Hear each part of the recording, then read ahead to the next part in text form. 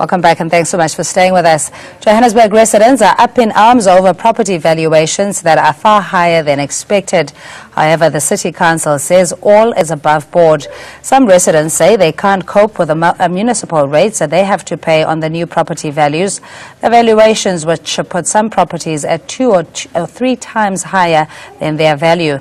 Meanwhile, Johannesburg Mayor Councillor Herman Mashaba says the city is not trying to boost its revenue by hiking rates and taxes. Mashaba says the general valuation role is run independent of the city. I think many of them are concerned about the magnitude of the increase over the valuations that were published 5 years ago. In that time, there has certainly been an increase in property values, but I think many people are shocked at the magnitude of the increase. Some people are saying their property rates, their property valuations have increased anything between 80 and 100%, which is going to make the payment of the rates against those values very difficult for them to pay. There are a lot of older people that live in Parkhurst that don't have significant disposable income, and they've expressed their concern that they may not be able to afford to stay in their homes. And joining us live in studio, Edward Mitole is a political analyst. Annelien van der Poel, head of operations at Debt Rescue, on Skype. Teboho Molefe, property investor via our outside broadcast facility, and Cheryl Labuskaghni, the chairperson of the Parkhurst Village Ratepayers Association, on the phone, and Lisiba Mooka from Cobalt. Good evening, gentlemen. We'll start in studio. Perhaps explain to us, Mooka, exactly what the valuation process is and what it intends to do. Okay, so basically what the city does on a 4-yearly period, they evaluate all the properties within the area. So what it does is to ensure that the properties value or the property values are all above par or within par. So what basically happens is that on a 4-year period, the municipality will conduct what we call a desktop evaluation. What they do, they don't really go physically to door-to-door evaluating properties, but what they'll do, there's a program that they use, hence we call it a desktop evaluation, which sort of goes through the properties which have been sold in a specific area and try to sort of like balance the whole neighborhood based on what has been sold. Okay, so but what are the variables that have to be considered if the methodology is not necessarily to physically see if you've made improvements to your property, it's just in terms of the transaction between seller and buyer? Look, I mean, in terms of the property market, the big driving force is that when a property is being sold or when a lot of transactions are going through on a certain area, so the whole area now, the value or the property market now sort of either go up or go down based on that. So what the municipality does, they look at the transactions from the deeds office within a specific area and say, okay, in this area X, there are a lot of properties which are going up, and this is the current rate. Therefore, houses within that areas or properties within that area will have to go up by X percentage. So the percentages, if you look at it throughout the whole municipality, differs.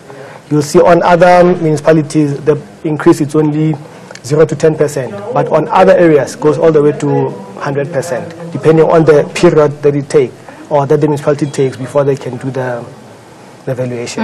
And Mr. Matoli, you think the reaction from residents with the rates must fall petition is indicative of the economic hardships that people are going through, or is it about the lack of transparency or understanding how this whole valuation process works? It's in tandem with the general economic situation of the country. The outcry is justified, but we should hasten to add that there is nothing untoward that the city has done. It's within the law. The evaluations are supposed to be done on a 4-year period. But if there is something that the residents should be fighting, then it's the law. It's a sacred duty of everyone, including our members of parliament, to change the law that is making it very difficult for the poor black masses in this country to own property. I think the last 5 decades have seen the transfer of wealth from those who make their money by producing goods and services to those who make their money by controlling existing assets and harvesting rent. Rent is another name for an end income, which means that end income has been supplanted by an end income. If we are looking for the devil, if we are looking for Lucifer, then we must point our fingers at neoliberalism. Neoliberalism is the ideology at the heart of all our problems. Neoliberalism has preached the gospel of privatization and commercialization, which means that multinational corporations continue to control our assets. Multinational corporations continue to erect property and charge rent to government and the general citizenry. This has made it very difficult for the black poor majority of this country to earn income. All right, Mr. Mitole, let's just take it back and maybe get a sense from Remo Aka that the historical spatial land distribution or allocation there of how, even to this day, would discriminate based on price, albeit your ability to fit a particular criteria in entering in suburbia? Look, I don't really think that it aims to segregate people or separate them due to pricing. You know, an area like Johannesburg, I mean, the city, the influx of people from all across the country is actually quite high. Therefore, you'll find that the demand for property is high and the supply is low. Due to that, I mean, if you look at most of the buildings in the city center, they're old. All of them, they're old. They're just being renovated. So the demand is quite high. And with high demand comes an increase in the value. Yeah. I disagree. Yeah, okay. I disagree. Looking at the income that the average household, the black majority, the poor dispossessed black majority are earning, we can say that it's a racist discriminatory law that is there, which was inherited from apartheid, to make sure that our black majority remain homeless in their own land. Because remember that the black majority have already been dispossessed of land. They don't have land where they can build their own. Okay, even their communal land was taken away from them. They are forced into the urban areas, and even in the urban areas they have to squat because they don't have the income to deposit, I mean to buy property. As a result, they stay in the townships, and in the townships, most of them, they are staying in shacks, in tin houses. For those who are lucky enough to find a job, they end up squatting in the city, in that so-called flats, which are owned by the very people who own all property in South Africa, who own all property in America, who own all property in Switzerland. It's the same people who ensure that there is the continued subjugation and exploitation of the black masses. Remember that the increase in rates, it's not the white people who suffer. It will be passed on to the tenant. Most of these homeowners, they are up in arms, yes, but they will pass on those costs, those fees. Yeah, hold the thought, Mr. Matole. We have Annalyn van der Poel, Head of Operations at Debt Rescue, who's been waiting for a while on Skype. Good evening to you, Annalyn, and thanks so much for joining us. I mean, what do ratepayers do besides the hashtag Rates Must Fall petition in, I suppose, getting a voice in how it's become increasingly difficult to meet be it tax increases or even just living standards? Well, Cindy, I think absolutely you've hit the nail on the head there in terms of it's really a situation where the consumers out there are already, they're at their wits' end. I mean, like you said, we're facing a VAT increase most likely in the next month coming up. We've got massive unemployment issues at the moment. Consumers are really, really struggling, and adding to that, the potential dramatic increases in property rates is definitely going to add to the burden. And adding to that burden, it means you need to stretch your income where it's already either depleted or it is you're under pressure. So, is there a way, looking at the prospects of success of this Rates Must Fall campaign, in influencing the way the law is structured and how municipal valuation works?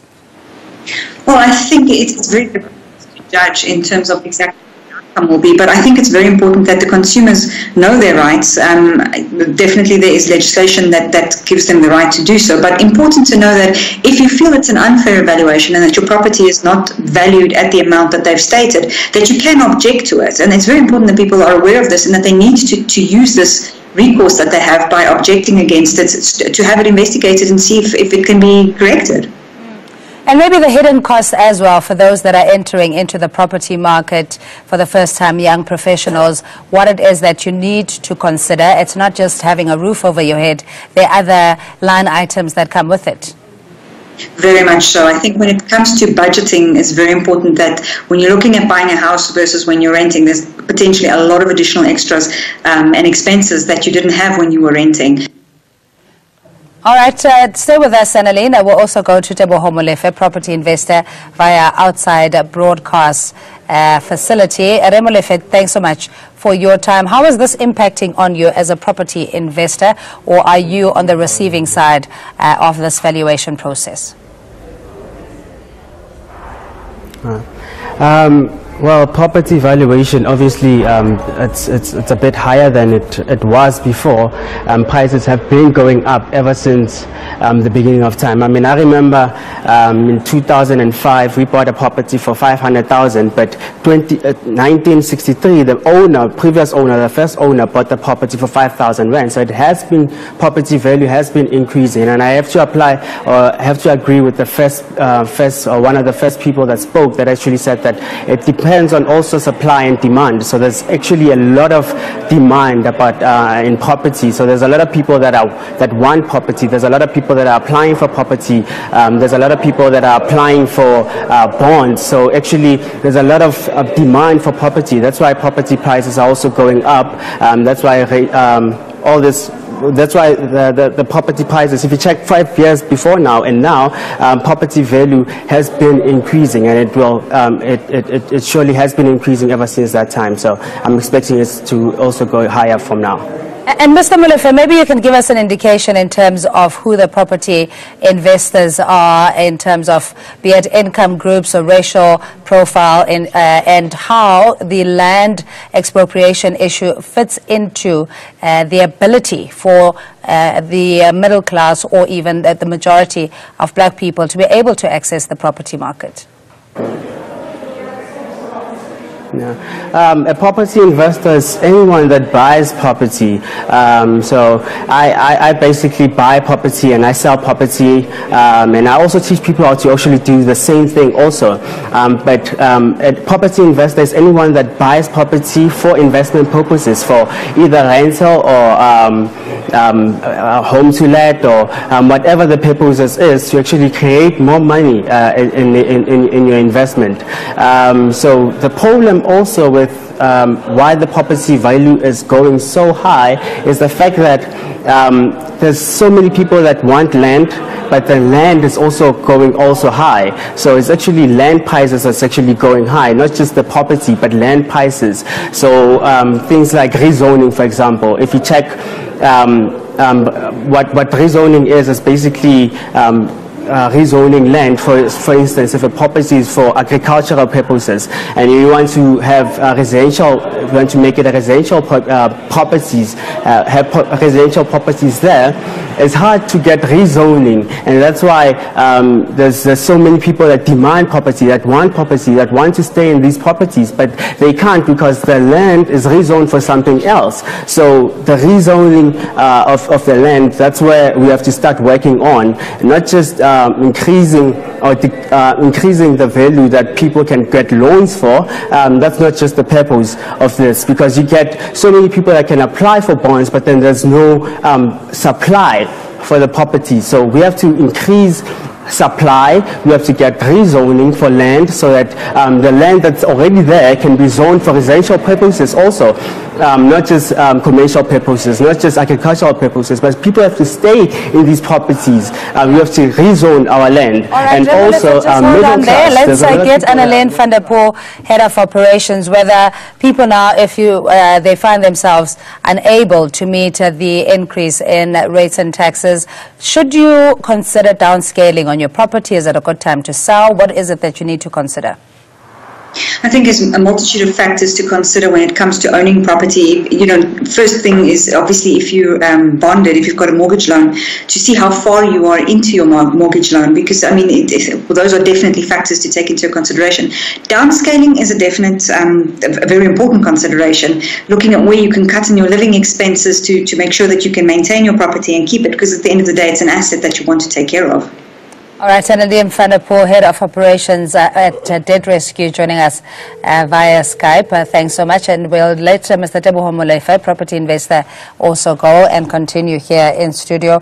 Remoaka, I just want to look at the opportunities. I mean, we were talking about demand versus supply, and the majority of young black professionals moving into the urban areas and not being able to afford their own property would be forced then to rent.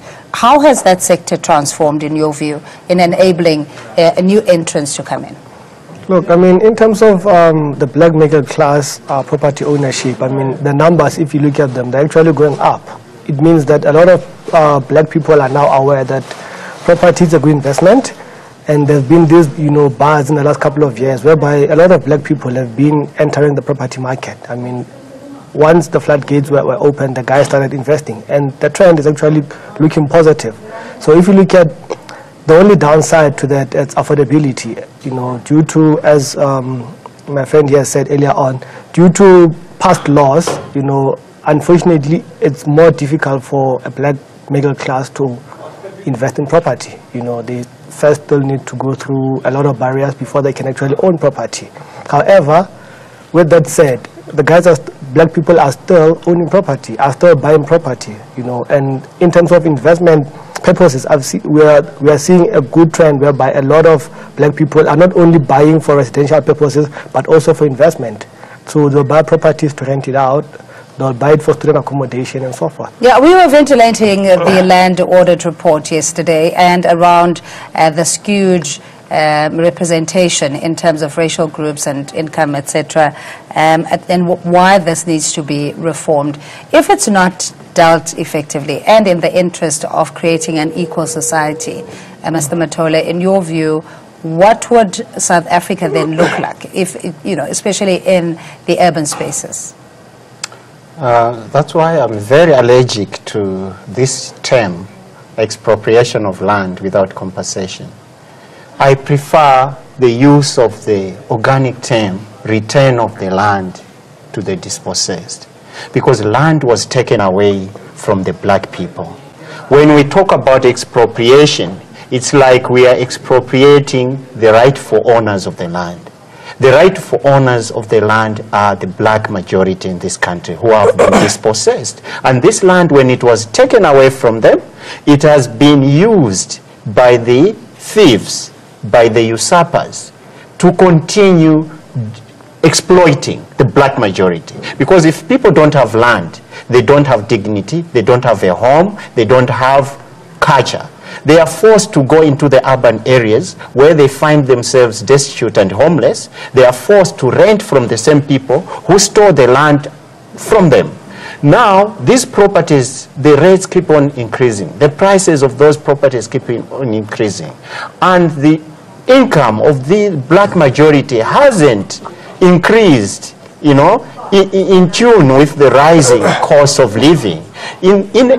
As a result, the black masses are forced to dig deep into their pockets, sacrificing other necessary expenses in terms of education for their children, in terms of investing in the future of their family. They end up spending on accommodation. And now, what is happening is like the rates, as the rates increase, The homeowners pass on those rates to the consumer. Yeah, Mr. Matola, I also want to look at, we've seen this high-density environment, you know, where the mushrooming of gated communities or estates, the sectional titles, exactly. and what this valuation means, especially if your property will now be overvalued to the point where even if you were to, you'd find it difficult to find a buyer, number one, and secondly, you won't be able to find a property that is within your income bracket based on the valuation. What are the consequences? Look, the consequences are actually quite dire. Look, you're right, with the overvaluation of the properties, it becomes difficult for property owners to get rid of those properties, right? Which now creates a problem whereby if you cannot maintain it, if it's still bonded, it will be taken by the banks or the financial institution that's bonding the property. So it has a negative effect. However, the problem is not really the overvaluation. The problem is the method that's used, or rather the time period that the municipalities take for them to conduct the valuation. If you look at for sectional titles, for instance, you pay over and above the bond and the levies. The levies. They have the levies, yes. And annually, it's an AGM. At an AGM, in most gated communities, the levies go up. 5%, 7%, 10%, depending on the state of your complex, right? If you look at it over a 5-year period, your levies were 500 5 years ago. Now it's 2,000 5 years later. That's the same that's happening with the property values. If they do it on an annual basis, continue increasing it gradually, not just from 0 to 100, just like the current act actually prescribes. It would actually be much better. Will we see a disruption in the market because of this, just considering the economic situation people find themselves in, and that if you're unable to transact or even sell your property, or it might even be repossessed and you're unable to buy something else because of the price of property, do you think that this valuation also has that unintended consequence of impacting negatively on the sector? It's inevitable, because actually those who crafted the legislation, they knew what they were doing. They had a vision, because the legislation actually is founded on the same racist and apartheid colonial mentality that black people cannot own property. Remember that the original apartheid legislation stated clearly that an African cannot buy and own land in South Africa. So we inherited that. Those who were there at the constitutional process, they did not do justice to that law in terms of reforming it to keep in tune with the new democratic dispensation. So the thinking and the philosophy still remains. So what will happen is, as the rates increase, the banks will take advantage of the situation and repossess you must remember that most of the banks in South Africa have got a lot of property all over the country. This was by design. And as a result, we'll see a lot of hopelessness and a lot of homelessness cropping up. And as we continue with the trend of overvaluing our properties, it means most black masses will be homeless. Yeah. Does the methodology, Mr. Mwaga, you don't seem to agree, but I also want to question whether the methodology takes into consideration the historical injustice or disparities or exclusion, and even the income,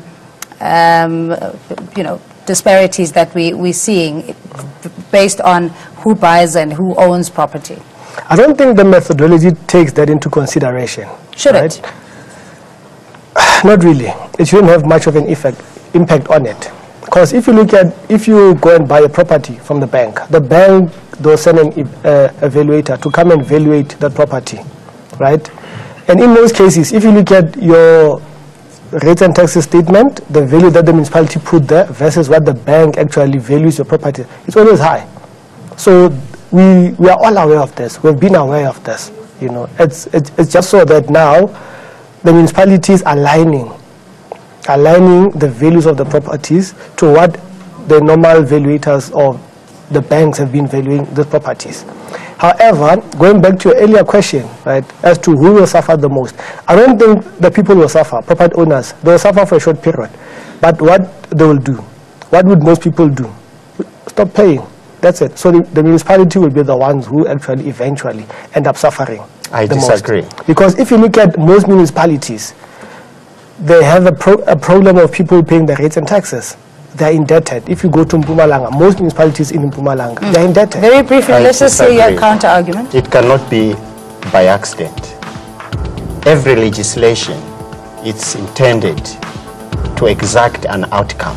Those who were crafting the legislation, they knew what they were doing. As I've said, it cannot be that the law continues to favor the white majority, because those who own homes and properties in South Africa are the white majority.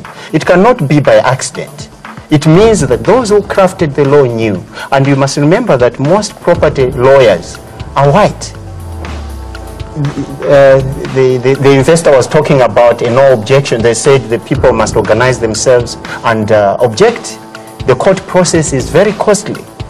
The lawyers that are going to go to court are white lawyers. The very same lawyers who were at the table. Mr. Matola, I think maybe this is also a petition maybe, for all of us to participate in being in this consultative nature of South Africa. Hashtag rates must for petition. So go on social media and join the struggle, as it were. Thanks, gentlemen, for your time. And that is Lisiba Mwaka from Cobalt and Edward Matola, political analyst, joining us in studio. Thanks for your time.